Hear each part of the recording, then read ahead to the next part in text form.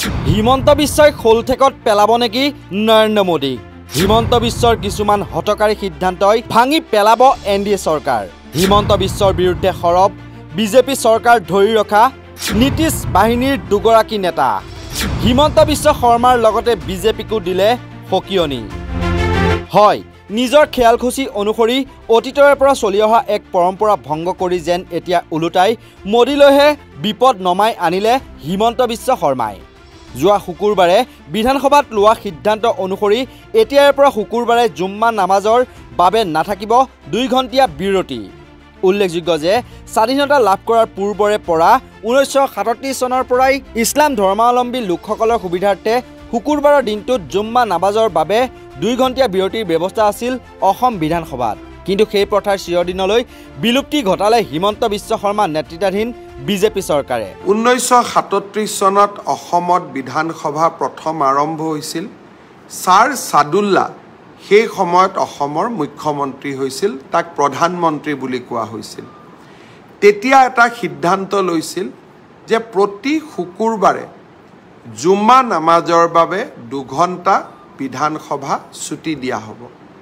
অৰ্থাৎ 11:30 বজাতে বিধানসভা শেষ হৈ গৈছিল আৰু যদি দ্বিতীয় সেশন বা দ্বিতীয় দিনটোত যদি আমাৰ দুবাৰ বহিব লাগে তেতিয়াও 2 ঘণ্টা বিৰতিৰ পিছতহে আমি বহিব পাৰিছিলো এইবাৰ বিধানসভা ৰুলছ কমিটি য'ত সকলো দলৰে বিধায়ক থাকে সৰ্বসন্মতিক্ৰমে সিদ্ধান্ত গ্ৰহণ কৰিলে যে আমাক জুম্মা নামাজৰ কাৰণে 2 ঘণ্টা ব্ৰেক নালাগে যেনেকৈ হিন্দু খ্ৰীষ্টিয়ান বিধায়কসকলৰ বাবে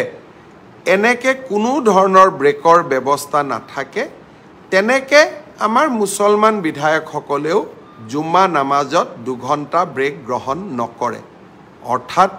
ব্ৰিটিছ ঔপনিৱেশিক শাসনৰ সময়ত আৰম্ভ হোৱা এটা ডাঙৰ কলনিয়েল লিগেচি এইবাৰ আমি বিধানসভাত সমাপ্ত কৰিবলৈ সক্ষম হলো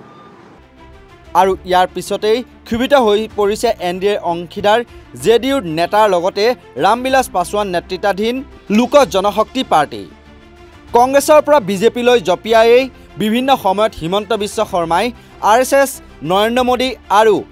অমিত শাহক সন্তুষ্ট কৰিবলৈ চেষ্টা কৰিছে যদিও সেয়া যেন এতিয়া মোদী নেতৃত্বাধীন এনডিএ চৰকাৰৰ বাবেহে অশনি সংকেত বা বিপদঘণ্টা হৈ পৰিছে জেডিইউৰ নেতা কেচি ত্যাগে দ্য প্ৰিণ্টৰ সৈতে হোৱা এক সাক্ষাৎকাৰত মুখ্যমন্ত্ৰী হিমন্ত বিশ্ব শৰ্মাৰ এই সিদ্ধান্ত হঠকাৰী আখ্যা দি বিশুদ্ধাৰ প্ৰকাশ কৰে ত্যাগীৰ মতে সংবিধানৰ প্ৰস্তাৱনাত চিন্তা ধৰ্মীয় বিশ্বাস আৰু পূজাৰ স্বাধীনতাৰ কথা উল্লেখ আছে তেওঁ লগতে কয় যে সংবিধানৰ মনোভাৱ আৰু মানুহৰ ধৰ্মীয় আৱেগক আঘাত হনা কাম কোনেও কৰিব নালাগে অন্য এগৰাকী জেডিইউৰ নেতা নীৰজ কুমাৰেও মুখ্যমন্ত্ৰী হিমন্ত বিশ্ব শৰ্মাৰ এনে সিদ্ধান্তৰ দুৰ্ঘৰ বিৰোধিতা কৰি সংবাদ মাধ্যমৰ আগত কয়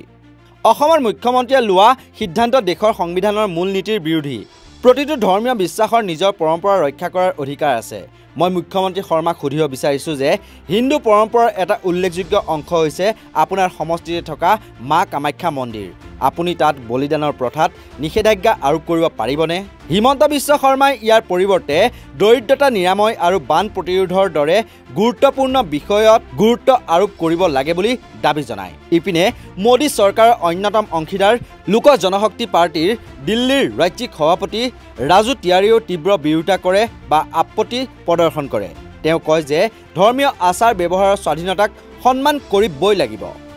বিৰোধী শিবিৰৰ পৰা নহয় এনডিএ শিবিৰৰ ভিতৰৰ চৰাৰ পৰা অহা এনেবোৰ বিৰোধিতামূলক মন্তব্যই মোদী চৰকাৰলৈ অচিৰেই বিপদ যে নমাই আনিব বা তাজপাতৰ দৰে যে যিকোনো মুহূৰ্ততে মোদী চৰকাৰ খহি পৰিব পাৰে তাৰেই যেন ইংগিত প্ৰদান কৰিছে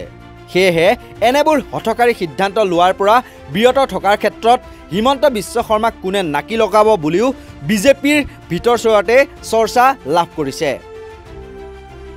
নিউজ ডেস্কৰ ৰিপৰ্ট নৰ্থ ইষ্ট নাও